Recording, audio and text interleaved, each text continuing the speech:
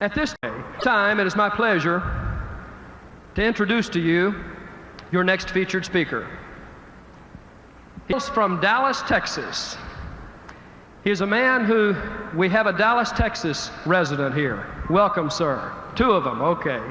Your next speaker is a man who not only professes the greatness of individuals, but has experienced the concept of greatness. He was number one in a sales force of over 3,000 salespeople. He was also number two in a sales force of over 7,000 salespeople. He's a man who has worked very hard for the beliefs and convictions he possesses. I'm delighted to say that he is the author of the very successful and popular book, See You at the Top, which is now in its 9th printing and has sold over 143,000 copies in its brief existence. I'm also delighted to say that this book and the philosophy behind this book is now being taught to the young people in the schools throughout America in many communities. Zig Ziglar, ladies and gentlemen, is making an impact. A great man who believes that it's your aptitude, not just your attitude, that always determines your ultimate altitude. Ladies and gentlemen, would you please join me in welcoming my friend and yours, Mr. Zig Ziglar. Thank you. Thank you. Just for a moment, let's play a game. Let's pretend that your telephone rings tomorrow morning, and the voice on the other end says, "John, I've got some marvelous news for you. We've just won a trip to Acapulco. There are going to be 4 of us that can go. There are only 2 of us, my wife and myself. We leave at exactly 8:45. We're going to stay on the beach 4 days. We will live in a millionaire's villa. We will have everything at our beck and call. We will live the life of luxury for 4 full days." Now remember, John, we leave tomorrow morning at 8:45. My only question is, can you be ready to go at 8:45? May I see the hands of those who could, in fact, respond and say, "Yes, I could go." Just for a moment, let's continue the game by saying, you got the telephone call, you accept it, then all of a sudden it dawns on you, hey, I've got some things to do. As a matter of fact, I've got to do this and this and this and this and this. And as a matter of fact, you turn to your wife and say, "Honey, I just don't know whether or not we can make it or not." She says, "Now hold the phone, John." She whips out a sheet of paper. She says, "Now what's the first thing we got to do? What's the second thing? What's the third thing? What's the fourth thing? What's the 5th thing?" How many of you, honest to goodness, believe that during the next 24 hours you could get more done than you normally get accomplished in 3, 4, 5, 6 days? Would you hold up your hands, please? Here's my question, please. Why don't you go to Acapulco tomorrow? Every day of your life. Why don't you, in your own mind, say, "Tomorrow I go to Acapulco if I get this done today"? Do you realize that if you were to do that and schedule it and lay it out, that it would be just a matter of weeks before you could, in fact, go to Acapulco at any time that you wanted to, or anywhere else you wanted to go? I was coming in on the plane yesterday, which is generally the way I fly. And I was seated next to an old boy, and I couldn't help but notice he had his wedding band on this finger. Now I looked at him for a moment. I said, "Friend, you got your wedding band on the wrong finger." He said, "Yeah, I married the wrong woman."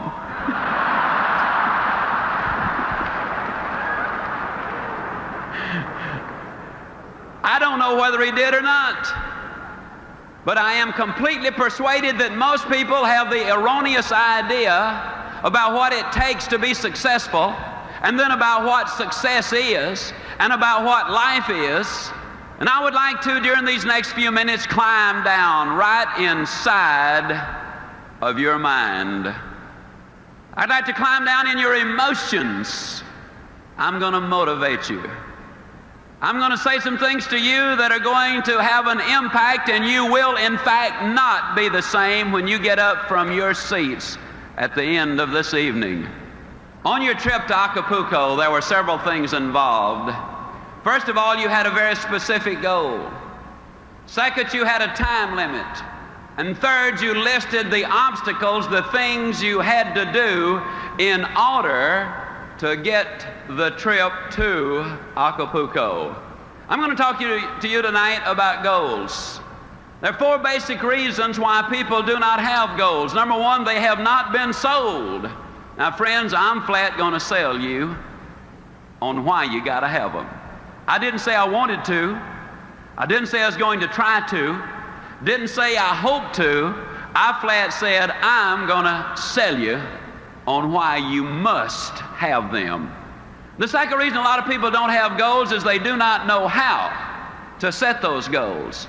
I'm going to give you a basic formula for setting those goals that will be precise if you will follow it. The third reason a lot of people do not have goals is they have fear. You see, there's a certain amount of risk involved when you say, this I'm going to do. Even if you do not tell anyone else, when you set a goal, there's a certain amount of risk involved. Then the fourth reason a lot of people do not have goals is because they have a poor self-image. If you do not think you deserve success, if you do not think you deserve a bigger home, to be $1 million producer, to have an outstanding mate, or beautiful, well-disciplined children who are productive, if you don't think you deserve them, then you'll do things that will keep you from getting them. Let's look at number one. Let's sell you on the idea of having goals. Are they important? At Yale University in 1953, they did a study of the graduating seniors. They discovered that of the graduating seniors, only 3% of them had definite, predetermined, written down goals. 20 years later, they did another survey of those seniors who had graduated. They discovered that the 3% who had committed their goals to paper had accomplished more than the 97% who had not written them down. What about you personally? Have you got your goals laid out? Are you a meaningful specific, or are you a wandering generality? Are goals necessary?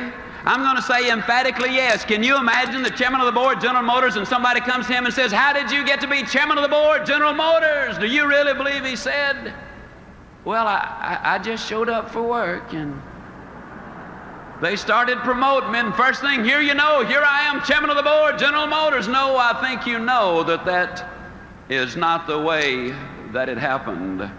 What about you?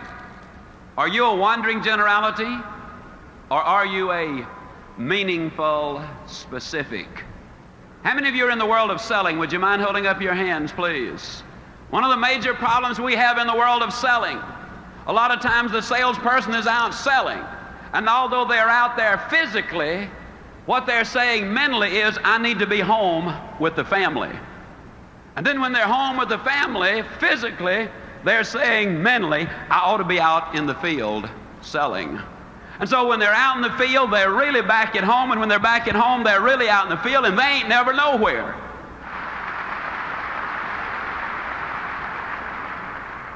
People today complain of lack of time. It's not lack of time that's the problem, it's the lack of direction. Are you a wandering generality, or are you a meaningful specific? Howard Hill was probably the greatest archer who ever lived. He killed a Cape buffalo with a bow and arrow. He killed a Bengal tiger with a bow and arrow. He won 281 consecutive tournaments. He was never beaten in competition.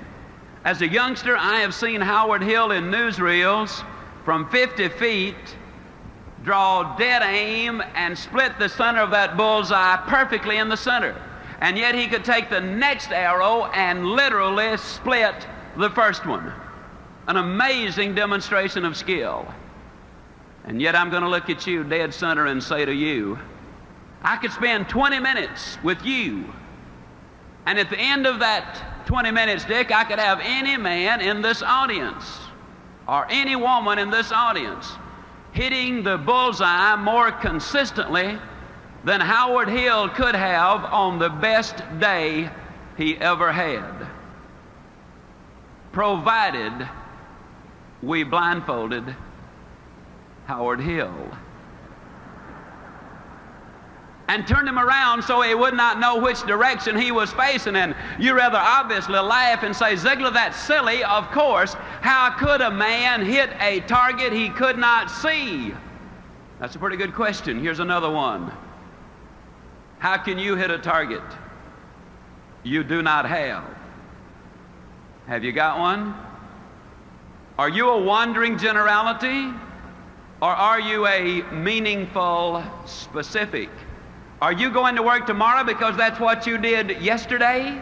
If that's the reason you're going tomorrow, you won't be as good tomorrow as you were yesterday because you're 2 days older and no closer to the goal you do not have. You got to have those goals. A lot of people don't have goals because of fear. I want to skip one and talk about this one just for a moment. I'll be leaving on an airplane tomorrow for Toledo, Ohio. Now, I got sense enough to know that some of those airplanes are coming down faster than they're going up. It's dangerous for that plane to fly. You see in the newspapers where the ships leave the harbor, and you see where some of them sink. It's dangerous for the ship to be on the ocean. You read where people lease their homes, and the lessee, the people who rented the house, they tear it up. It's dangerous to let somebody move into your house.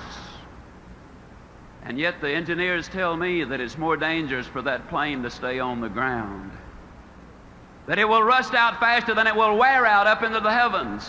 They tell me that that ship will collect more barnacles in the harbor and become unseaworthy faster than it will sailing the high seas. And they tell me that if that house stays empty, that it will deteriorate faster than if you do not have someone living in that house.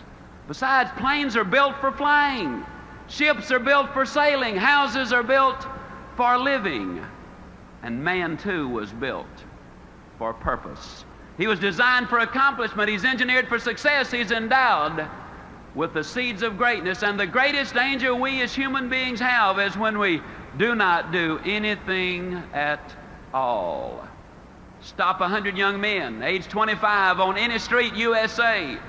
Follow them until they're 65 years old, and of those who are still living, you will discover that only 5 of them have succeeded financially.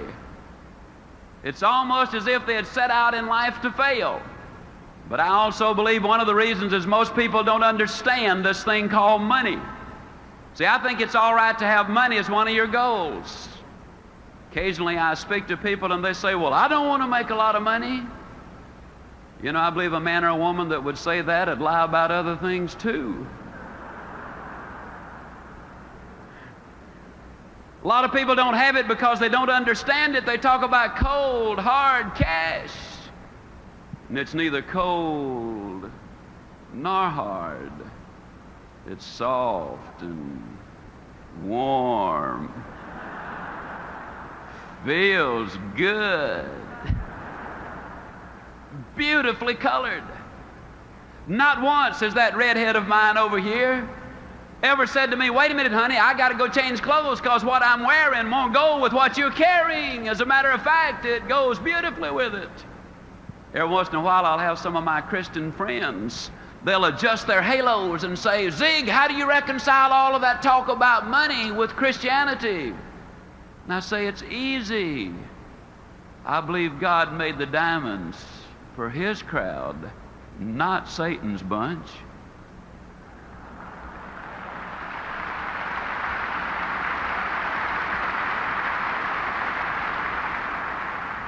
I read my Bible and it tells me Jacob was a millionaire. Moses was a millionaire. Solomon, the richest man who ever lived. And old Job wouldn't have qualified for the food stamp program, if you know what I mean. No, money's all right. As a matter of fact, you cannot get too much money unless the money gets you. You know, Solomon told us in Ecclesiastes that he who seeks silver will never be satisfied with silver. Now, if money becomes your God, you got a problem. You'll never have enough.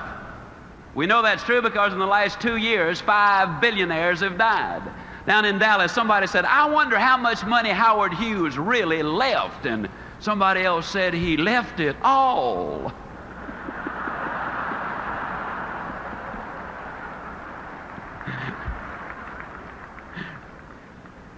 So if anybody asks you how much you're going to leave, say, same as Howard Hughes. You'll be telling the truth. Now, having said all of that, let me see if I can tie it back together. I believe, and I'll make this statement 40 times in my book, that you can get everything in life you want if you'll just help enough other people get what they want. For example, if you're a salesman or sales lady,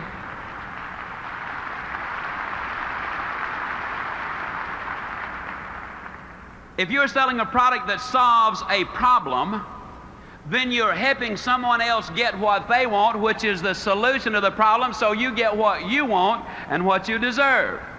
If you're in management and your productivity and the productivity of your people is important to your income, if you can train, enthuse, inspire, motivate your people to be successful, then your rewards are going to be greater. You can get everything in life you want if you will just help enough other people get what they want.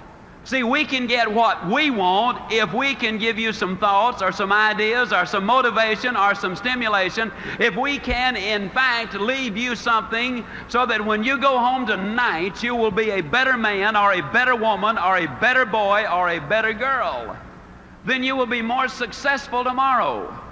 Yes, there's danger in setting goals, but there's infinitely more danger in not setting them. Then a lot of people do not know really how to set goals. I'd like to share at some length with you on that. When I started writing this book, and I kind of got excited about it. I put in there some words. You can go where you want to go. You can do what you want to do. You can be like you want to be. And man, I wrote those words and I said, now Ziglar, that's pretty good. As a matter of fact, I got to talking to myself, which is perfectly all right. It's all right even to answer. But if you ever catch yourself saying, huh? To the answer, you got a problem. Well, I caught myself with a problem. I was saying, huh? Because where I said you can be like you want to be, I looked down and there was a 41-inch waistline and 202 pounds of Ziglar.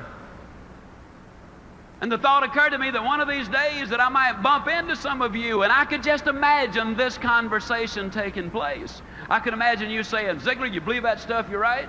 And I was going to say, uh-huh. Then I was going to imagine you saying, do you believe all of it? And I was going to say, man, yeah. Then I could imagine you poking your finger in that 41-inch waistline and saying, Ziglar, do you really believe all of it? And then I was going to have to say, well, us authors, we do take a little literary license every once in a while. But I knew I had to make a decision. I either had to take those words out of there, you can be like you want to be, or I had to do something about me. Not only that, but my boy was 8 years old at the time, and I think every father ought to be able to whip his children until they're at least 12. And the rate I was going, I wasn't even going to be able to catch mine. But the straw that broke the camel's back was when that redhead of mine kept telling me to hold my stomach in, and I already was.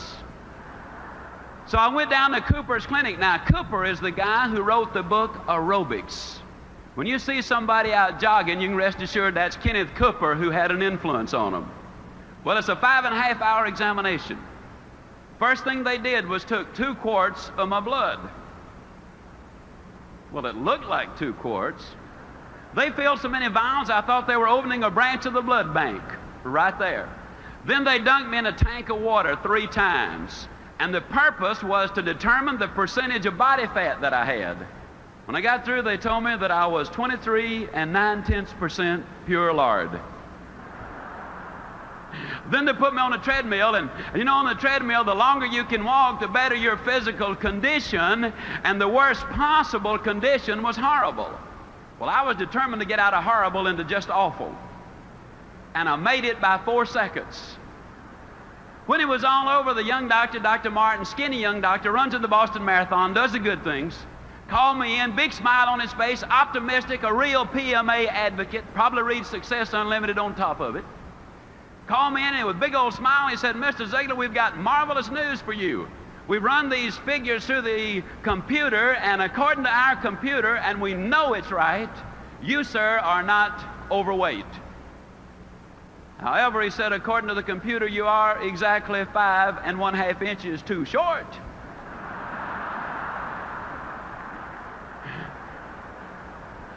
And I said, well, Doc, that's pretty bad, didn't it? He said, no, actually, you're in remarkably good physical condition for a 66-year-old. And I said, Doc, I'm 46. He said, you're in awful shape. I said, as a matter of fact, if you were a building, I'd condemn you. And I said, well, Doc, what can I do? And he whipped out a sheet of paper thicker than my book, and by the time he got through telling me what I could do, I was kind of like the little boy who asked his daddy a question. And his daddy said, well, son, why don't you just ask your mother? The little boy said, Dad, I just didn't want to know that much about it. I got home, and that redhead of mine said, honey, you're going to be out running all over the neighborhood, I suppose. And I said, yep. Well, she said, if I'm going to have a 46-year-old fat boy running all over the place, I'm going to get you looking as good as I can. So she went down and bought me a fancy running outfit, and I'd already gotten some fancy shoes. Oh, and I did something that was really ugly. But I hadn't read Ann Landers at the time, and I'm going to use that as my excuse, although I really knew better. You know, Ann says that you should not steal pages out of other folks' magazines.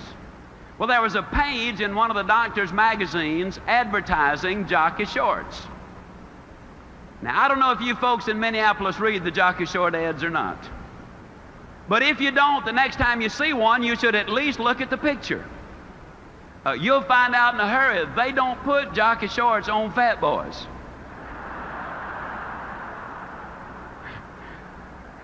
At least they don't have a Goodyear. So I hung it up in my bathroom, and I said, now there's my hero. That's the way I'm going to look. Well, the next morning that alarm clock sounded off, and I hopped out of bed and put that fancy running outfit on and hit the front door and ran a block. Oh, but the next day I did lots better. I ran a block and a mailbox. Then the next day it was a block and 2 mailboxes, then a block and 3, and a block and 4, and a block and 5. One day I ran all the way around the block, came back in, woke the whole family up and said, guess what Dad has done? And one day then I ran a half a mile. Then one day I ran a mile. One day I ran a mile and a half. One day I ran 2 miles. Started doing the sit-ups, only 8 the first day, then 10, then 20, then 40, then 80, then 120, then 200. Started doing push-ups, only 6 the first day, then 8, then 10, then 20, then 30, then 40. Today I do the GI push-up. That just means you push up in the air and slap your hands while you're in the air. I'll tell you, it's different from the others. And that weight started coming down from 202 to 165. The waistline dropped from 41 to 34. Oh, I know a lot of people have said to me, yeah, but I bet you were dieting religiously, which is partially true because I did quit eating in church.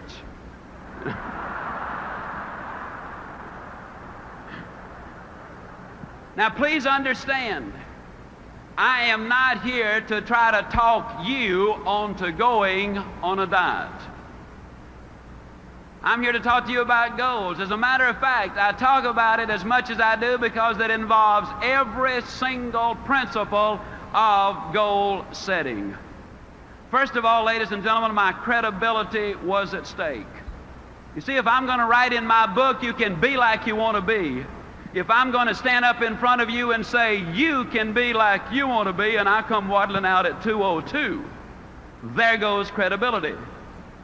If I get up here and acknowledge Jesus Christ one moment and tell you a dirty joke the next, there is no credibility. See, credibility is a tremendously important thing. That was first.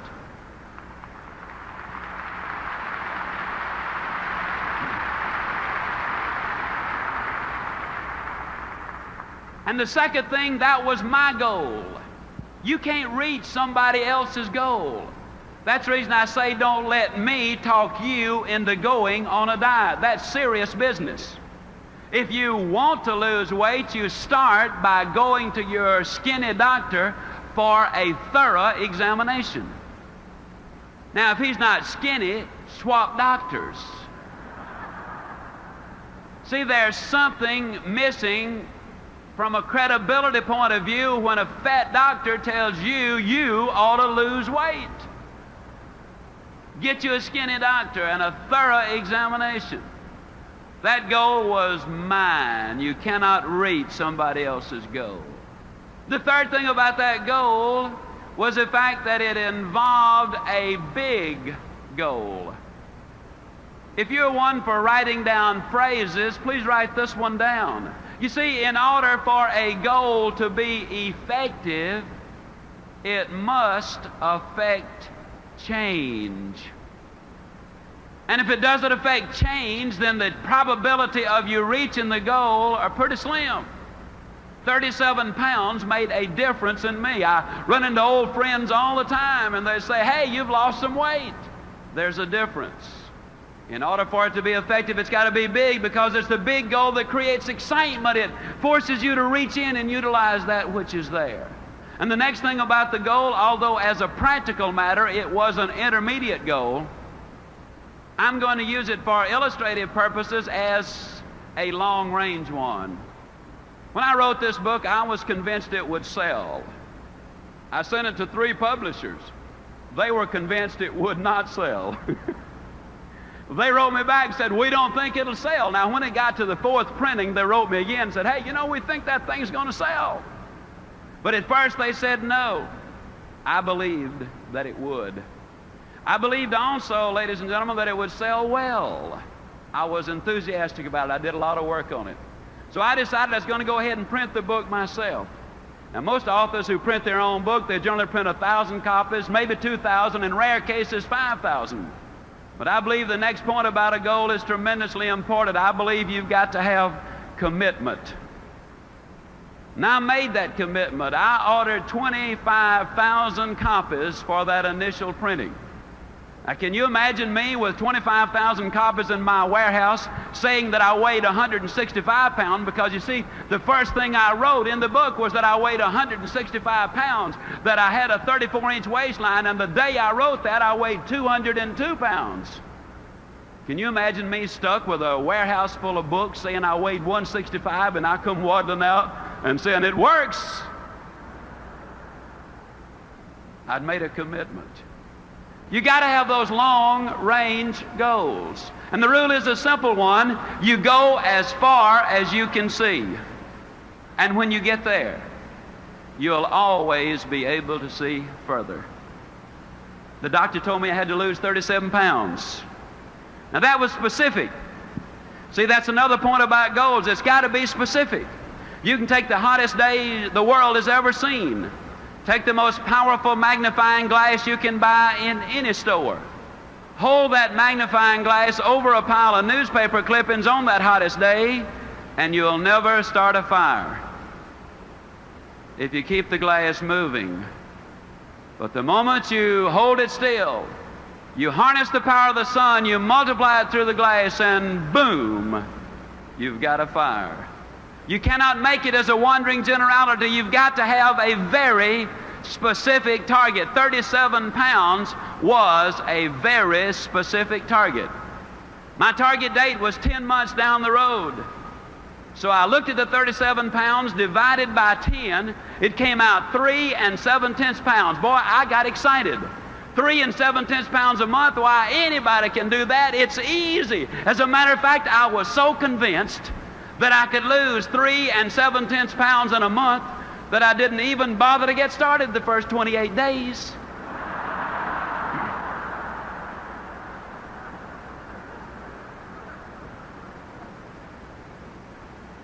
Yeah. Greatest labor-saving device ever invented was tomorrow. So the other point, if you're going to do anything, you got to break it into a daily basis, and you got to get started.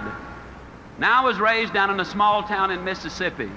Yazoo City, Mississippi. Now, today, there are a lot of people that try to impress folks by telling them they're from Yazoo City, but I really am. As a matter of curiosity, how many of you here today have never been to Yazoo City, Mississippi? Never been, okay? Well, I think everybody ought to have something to look forward to. When I was a boy, we lived next door to some rich folks. And I know they were rich, Brother Byrne, because they had a cook. I know they were rich because the cook had something to cook. During the Depression, that was a sure sign of wealth, and I was over there for lunch one day, as I tried to be most every day. And cook brought the biscuits out. No exaggeration, those biscuits were no thicker than this wristwatch. And I looked at them for a moment. I said, Maud, what in the world happened to your biscuits? She reared back, gave that big old tummy laugh, and said, well, I'll tell you about those biscuits. She said, they squatted to rise. But she said they just got cooked in the squat. Hey, you know anybody that gets cooked in the squat? You know anybody that's really going to do something as soon as the kids get out of school, and then I'll have more time to do those things? Then the kids get out of school and they say, well, I didn't realize it, but I got to take them everywhere. Wait till the kids get back in school, then I'll really get busy. Kids get back in school, they say, well, we got a winning football team this year. Got to support the team. Wait till after football season, then I'll really get busy. Football season is over, they say, well, you know, it's Thanksgiving and Christmas now and New Year's. Wait till after the holidays, then, man, I'm really going to get busy. After the holidays, they say, well, you know, the weather is just so bad, and isn't this the worst winter we have ever had? Wait till the weather clears up a little bit, then I'll get busy. After the weather clears up, they say, well, you know, this is the first chance I've had to play a little golf or go fishing. Wait till I get that out of my system. Then they say, well, it's almost time for Easter. Wait till after Easter. After Easter, they say, well, you know, it's now almost time for the kids to get out of school, but that's where we came in, wasn't it? See, the people who wait for Aunt Matilda to move out, or John to get on the day shift, or for him to swap in the old clunker, or until we get a new governor or a new administration, the people who wait for external changes before they make an internal decision will get cooked in the squat every single time. I can guarantee it. If you're going to reach your goals, you got to make up your mind. You do something today. You can't do everything at once. And if I were to relate back to weight, it's appalling to me to have somebody come up who's 150 pounds overweight and say they're going to lose it in 3 months' time. Friend, it took you 40 years to put it on. Don't take it off like that. I took mine off and kept it off because I changed the thing that put it on. A habit. I ate too much regularly. I didn't gain 37 pounds in one weekend. It is one more bite that done me in. It's the little things. I looked at that weight and I realized that all I had to do was lose 1 9/10 ounces a day. And if I lose 1 9/10 ounces a day, then yes, I'm going to lose that weight. And ladies and gentlemen, to the ounce and to the day. 10 months, I had lost exactly 37 pounds. I had set the goal and I had reached it. Now, a lot of times people come to me and they say, Zig, tell me the truth. I'm always amused that people that say, tell me the truth, they're implying, I guess, that have been lying up until then. Tell me the truth now, Zig. How did you feel about getting up in the morning and going out there and doing that running? How'd you feel about it? I'm going to tell you the truth. I hated it.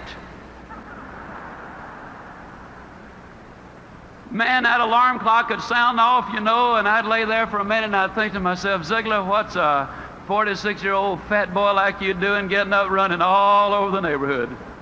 Your buddies are sound asleep. What are you trying to prove? And then I'd look down at that 41-inch waistline and I would say, Ziglar, do you want to look like you or do you want to look like the guy in the jockey shorts?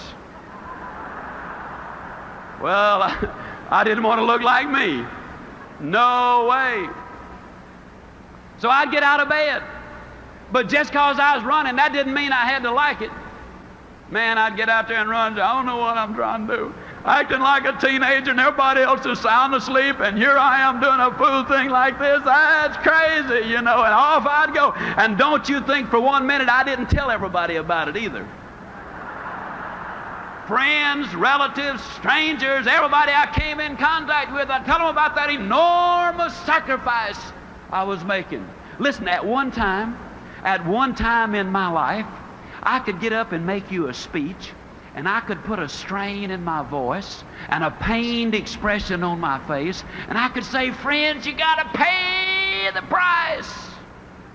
Oh, what a bunch of baloney that is. I ran in the snow of Winnipeg, Canada. I ran in the sands of Acapulco, literally. I ran in the orange groves of Florida. I've run in the rain right here in Minneapolis. And then one day, ladies and gentlemen, I was running in Portland, Oregon. Beautiful day. Never forget it. About 78 degrees.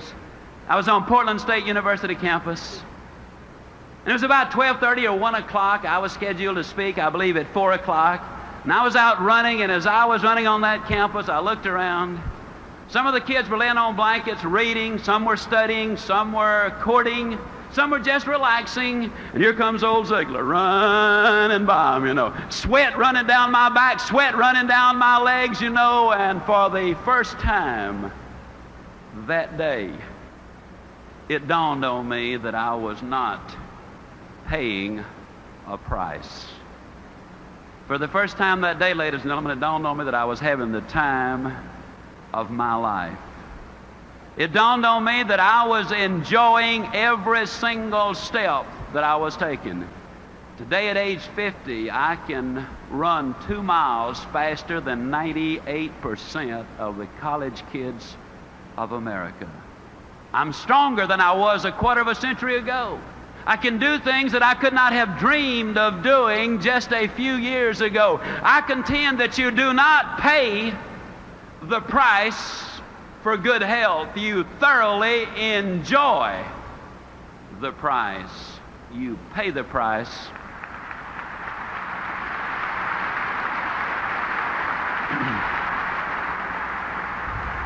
You pay the price for failure. You pay the price for a poor marriage. You enjoy the price of a good one. You enjoy the price of success. You just look at the people who've made it and the people who have not made it. I believe we've got to change our vocabulary. See, ladies and gentlemen, I don't believe you pay the price. I know that you enjoy the price. And I believe we need to change our vocabulary. I'm really talking about changing an attitude, am I not? See, that's what we're talking about here at these PMA rallies, changing attitude. We live basically in a negative world. An overweight person sits down at the table and says, everything I eat turns to fat. Well, that's negative. Mother sends her child off school and says, now don't you get run over. That's negative. We live in a negative world, and we become part of what we are around. Did you know that 2/3 of the medical students acquire the symptoms of the disease they study? Common cold. We know that if we get medical treatment, that the average life of a cold is a week. If we don't get the medical treatment, the average life of a cold is 7 days. They don't know what causes the cold, they don't know what cures it, but they do know who gets it. The odds are over 10 to 1 that when you get the cold, it's because you're emotionally depressed. You've got stinking thinking, which, if it continues long enough, will lead to hardening of the attitudes. You become part of what you're around. Classic case. You take a southern boy or girl and send them up north, and in a matter of months, they'll pick up an accent. You've noticed it. Or you can take a northern boy or girl and send them down south, and in a matter of months, we'll have them talking normally. You become part of what you're around. What can we do? Well, let me give you another classic case. Reported in the July 1976 issue of Success Unlimited magazine, in Israel, there were a large number of immigrants from the Orient and a large number of immigrants from Europe arrived at about the same time. They did an IQ evaluation on both groups. The average IQ of the children from the Orient was 85. The average IQ of the children from Europe was 105. On the surface, it appears that the European Jewish children were a little smarter. But they put all of these kids together in the kibbutz, where the direction is positive, where the input is you can do it, where the dedication is complete, where the build-up, the motivation, the drive, the direction is fantastic. And 4 years later, the average IQ was exactly the same thing, 115. You can change. You can grow. The greatest message I could ever give to you is that one simple thing. Yes, you can grow. I say it with all of my heart. I know in my mind that man was designed for accomplishment, that he's engineered for success, that he is endowed with the seeds of greatness. You can start from where you are with what you've got. And so long as you build on a moral foundation, I believe you can get anything you really want if you'll just help enough other people get what they want. I'm going to share a story with you. I think it's the greatest story that I've heard in my lifetime. The story goes back nearly 13 years. I was speaking in Kansas City. And there I met a man. His name is Bernie Loftig. He's more than a friend. He's a brother. He's in the audience right over here. Bernie Loftig told me, stand up, Brother Bern. Bernie Loftig told me this story. He said, Zig, when our son was born, our joy knew no bounds. Because we already had our 2 daughters, now we had our son. The family was complete, but he said it wasn't long before we knew something was wrong, because his head hung too limply on the right side of his body, but the family doctor said he would outgrow it. We knew better, so we took him to a specialist. The specialist diagnosed his condition as a reverse of club's feet and treated him for that, but he said, we knew, Zig, it was more serious. We took him to one of Canada's top specialists, and after an exhaustive examination, this specialist said, this little boy is a spastic. He has cerebral palsy. He's never going to be able to walk or talk or count to 10.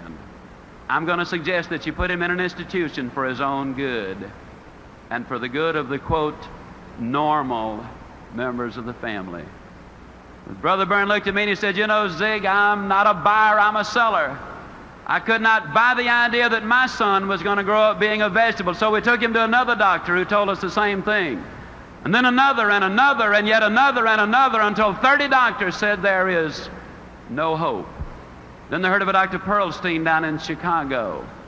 They got an alternate appointment so that when someone else canceled, they could have that appointment because Dr. Pearlstein was booked 2 years in advance. And 11 days later, a little boy from Australia canceled, and they went to Chicago. Dr. Pearlstein examined David perhaps as no child has ever been examined before. And when he finished, he said, this little boy is a spastic. He has cerebral palsy. He's never going to be able to walk or talk or count to 10 if you listen to the prophets of doom. But he said, I want you to know that I am not problem conscious. I am solution conscious. And yes, I believe there is something that can be done for this boy if you are willing to do your part. Well, obviously, Byrne and Elaine Loftig said, Doctor, tell us what to do. We will do anything. And the doctor and the therapist and the nurses spelled it out in minute detail. They said, you're going to have to push this little boy beyond all human endurance. Then you're going to have to push him some more. You're going to have to work him until he falls. Then you're going to have to pick him up and work him some more. You got to understand that there is no stopping point. That if you ever stop, he goes back. You got to understand that there might be months and even years when you will be unable to detect any change, but you gotta stay with it. And one last thing, don't ever give him therapy in the presence of another victim of cerebral palsy. Because if he sees them taking therapy, he will inadvertently pick up those awkward movements. You see, we become part of what we are around. Whether it's moral or immoral, whether it's good or bad, stay with it long enough and it's going to rub off on you. The Loftics went home. They built a little gymnasium in the basement of their home. They hired a physical therapist and a bodybuilder. It took him a lot of months, but one day David Loftic could move the length of his own body. It took him several years, but one day the therapist called Bernie home and said, "I believe David is ready," and Bernie rushed home. And David Loftic was down in the basement and on a little mat getting ready to do a push-up. As that little body started to rise into the air, the emotional and physical exertion was so great there wasn't a dry inch of skin on that little body. And when he finished that one push-up, Mother and Dad and little David and the sisters and the therapist and everybody broke down and shed those tears, which so eloquently say that happiness is not pleasure. Happiness is victory. And the story, ladies and gentlemen, is even more remarkable when we know that one of America's leading universities had examined this little boy and said there are no motor connections to the right side of his body. He has no sense of balance. He will have extreme difficulty even being able to walk and stand straight. He'll never be able to swim or skate or ride a bicycle. On October the 23rd, 1971, my wife and I had the privilege of flying to Winnipeg, Canada to attend the bar mitzvah of little David Loftic. Oh, how I wish you could have been there. How I wish the television cameras of the world had been clearly focused on what we saw as this little boy walked to the front of the synagogue, tall and straight and strong. I wish you could have heard him as he uttered those words that moved him into the manhood of the faith of his forefathers. I wish you could have seen what we saw, knowing what we knew, because you see, at that time he had done as many as 1,100 push-ups in a single day. He had run as much as 6 miles non-stop. He was shooting golf in the high 80s, one of the best table tennis players in Winnipeg, Canada. He had entered as a 7th grader St. John's Ravenscourt School for Boys, where this little boy, who was never going to be able to count to 10, did quite well in 9th grade mathematics. February 1974, he qualified for an unrated $100,000 ordinary life insurance policy. So far as we know, the first and only time this has ever happened. And I'll tell you the story of David Loftic because it involves so many of the principles in which I believe. It begins with the right foundation of honesty and character and faith and loyalty and, yes, love. Oh, what a love story this one is.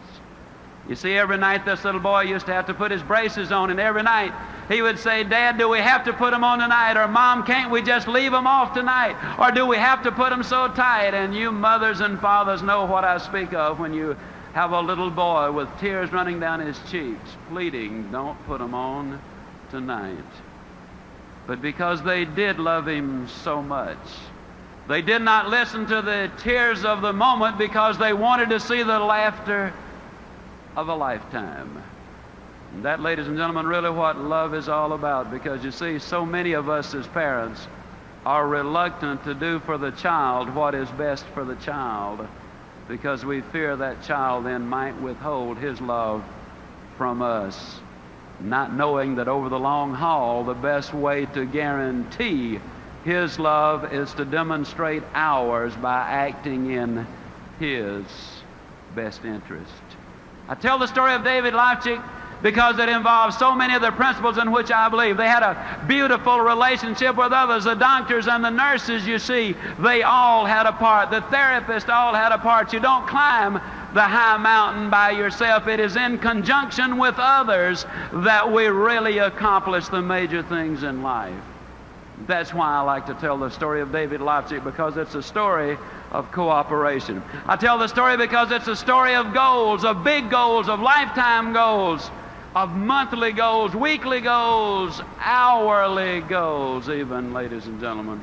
I tell the story of David Leipzig because it involves so much in attitude. You talk about attitude. This boy, since he was too small to carry it, used to have his own cassette player.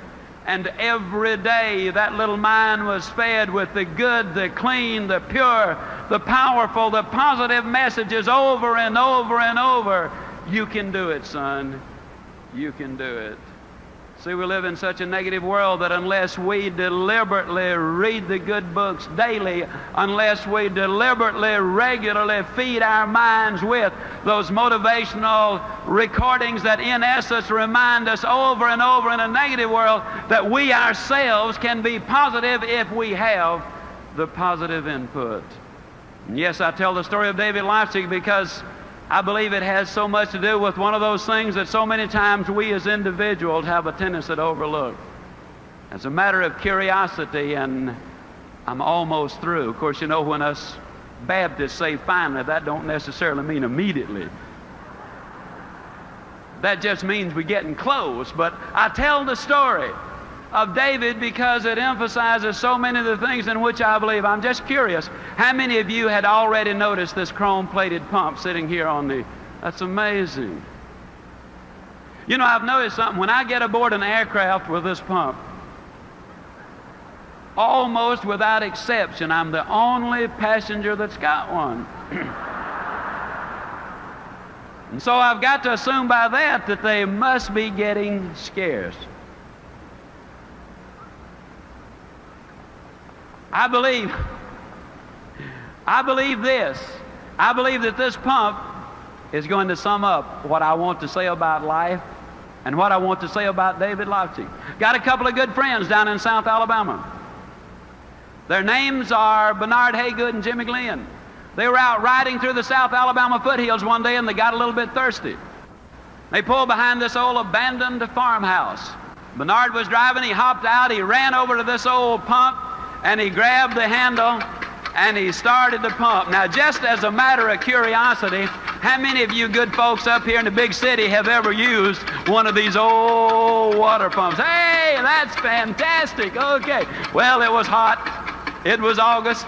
And old Bernard wanted to drink of water. And after he'd been pumping a couple of minutes, he said, Jimmy, better get that old bucket over there and dip some water out of that creek. We're going to have to prime the pump. How many of you know what I'm talking about when I say you got to prime the pump? Well, for you non-pumpers, that just means that you got to put something in here before you can get something out here. See, a lot of people stand in front of the stove of life and say, stove, now give me some heat, then I'll put some wood in you. A lot of times the secretary says, boss, give me a raise, then I'll start coming to work on time. So many times the student will say, teacher, just give me a passing grade this semester. My folks are going to tear me up if I don't have a passing grade. Then next semester, I'll guarantee you I'll study. Can you imagine the farmer saying, Lord, give me a crop this year and I promise I'll plant next year? No, it doesn't work that way. First of all, you got to put something in before you can get something out. Well, old Bernard wanted that drink of water. I mean, it gets hot in South Alabama, and he was just pumping away, you know. And I'll tell you, that sweat was beginning to come off of him. And he said, you know, Jimmy, I just don't believe it's in the water down there. No, Jimmy said, yeah, it is, Bernard. You know, in South Alabama, the wells are deep. And we're glad they are because, you see, the deeper the well, the cooler, the cleaner, the sweeter, the purer, the better tasting that water is. And isn't that the story of life? Isn't it true that that prospect that you really have to work on the most when you finally do make that sale, isn't it true that that's the one that really gives you the most satisfaction? Isn't that the one? Isn't it true, ladies and gentlemen, that the boy or the girl who was available to every Tom, Dick, and Harry, or Mary, Sue, and Jane come down the pike, those boys and those girls are not the ones that make the kind of husband you want and the kind of wife that you want? Isn't it true that the things in life that have value that you got to do some pumping for? Well, old Bernard, man, he wanted that drink of water. I mean, by then, he was really working up a sweat. But, you know, there's always that question, just how much pumping are you willing to do just for a drink of water? And finally, old Bernard just threw up his hand. He said, Jimmy, they're just sitting in the water down there. Jimmy said, don't stop, Bernard, don't stop. If you stop, it goes all the way back down, and then you'll have to start all over. And isn't that true? See, there's no way you can look at that pump and say, yeah, just 2 more strokes and I got it. Because you might have to pump another 10 minutes. There's no way you can look in the head of that prospect and say, yep, just 2 more closes and I got him. Because, you know, it might really take a lot of pumping. But this we know that if we pump long enough and hard enough and enthusiastically enough, that eventually the reward that follows the effort will always bring forth the reward. And if you notice that once you get it to pumping, that then all you got to do is just keep a little easy, steady pressure on it, and man, you're going to get more water than you know what to do with. Isn't it true that when things are good, they get better, and when they're bad, they get worse? And it's got nothing to do with what's going on out there. It's got everything to do with what's going on between your ears. You see, your business is never good or bad out there. Your business is good right here between your own 2 ears. And if you're thinking it's stinking, your business is going to be in exactly the same shape. I tell the story of the pump because that too says something about David Lofchick. For one solid winter, David set the alarm clock 1 hour earlier than any other member of the family. The wind chill in Winnipeg, Canada hits as much as 80 degrees below zero. He put those skates on. He literally crawled out to the frozen ice.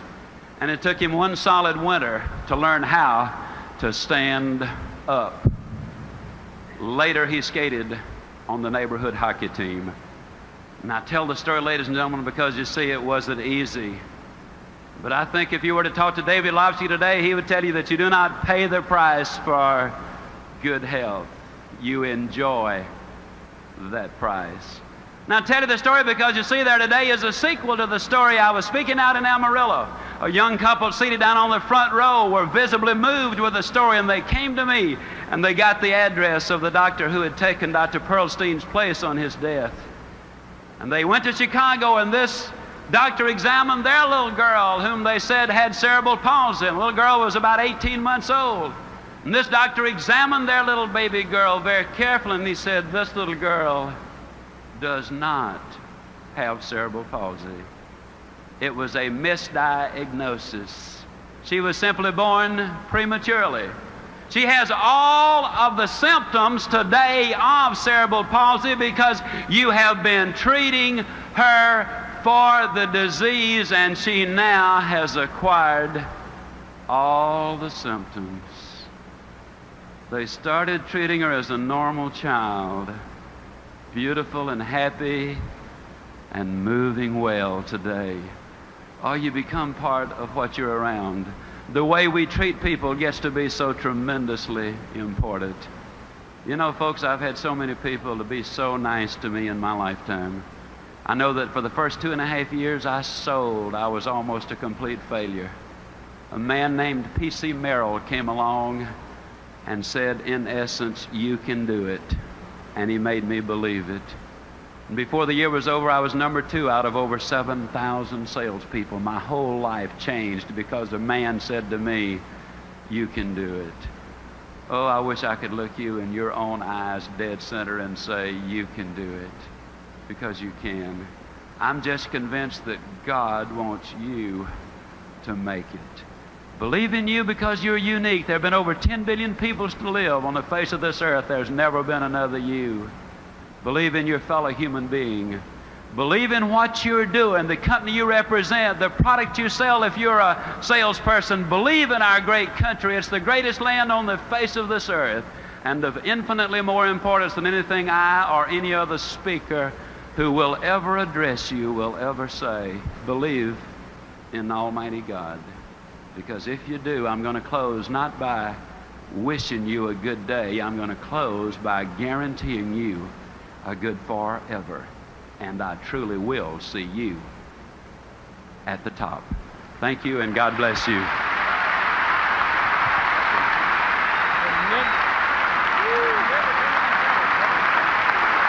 Zig Ziglar, ladies and gentlemen.